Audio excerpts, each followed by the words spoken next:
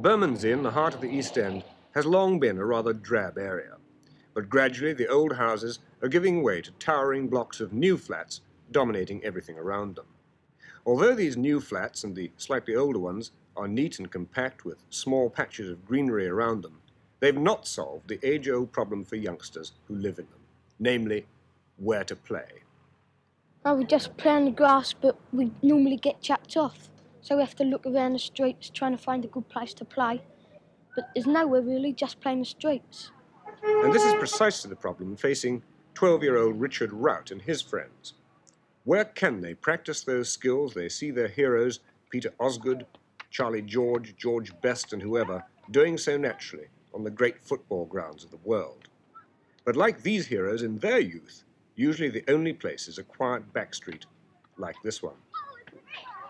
But today is a special day for Richard and his friends, for the Cambridge Frean Street Youth Club are playing a team the like of which has never been assembled in this area before.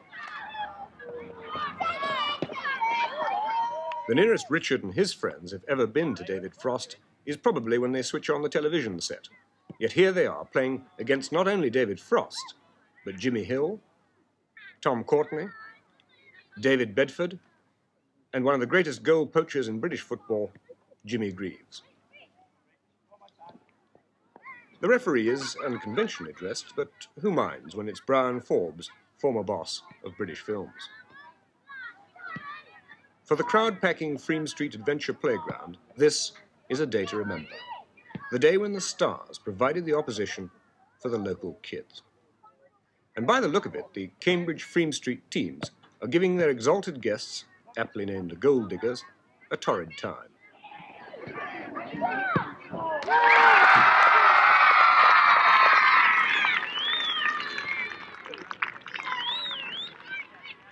The Goaldiggers, a newly formed organisation, intends to raise money to help provide facilities for children like these to play ball games away from the hazards of cars and injuries on asphalt. For even these stars once experienced the same problem. I learnt my profession, which was football, obviously, in the street, against a lamppost or a couple of cans in the road, etc., etc.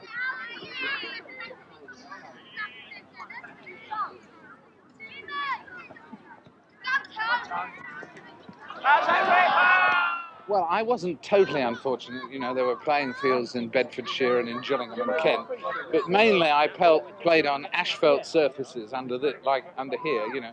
So I know the need for grass playing fields and the right sort of playing fields, you know what I mean, and so on for soccer.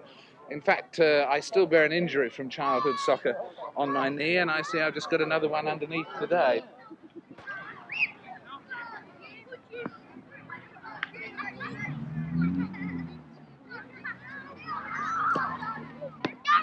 Well, we made our own facilities. I mean, we played in the streets because the playing fields were quite far away, a couple of miles. That was a bus fare, you know, and money and a performance to get there. We used to play rugby touch, I remember, with the balls we made out of paper. We rolled up and tied them with a bit of string, a cheap ball. And we played cricket up against the wall, you know, with a little old tennis ball. And, you know, we made our own facilities. The Goaldiggers found the Frean Street opposition in a far from charitable mood. Whilst goalkeeper David Bedford and his towering teammates were desperately holding on for a 7-all draw, their non-playing members were also kept fairly busy. The game over, Jimmy Hill defined the intentions of the Goaldiggers. Well, it's a charity, I suppose you'd have to call it to start with, but it's a different kind of charity, probably nearer the Lord's Taverners in concept, where they raise money for cricket pitches for the National Playing Fields Association. For a long while, Prince Philip, who's their 12th man and is our coach, has been wanting to get a football organisation together to do the same thing in football. And a few of us got together on a committee, and today has been the start of it. We have launched the Goaldiggers. You can join for £5, and that's a life membership.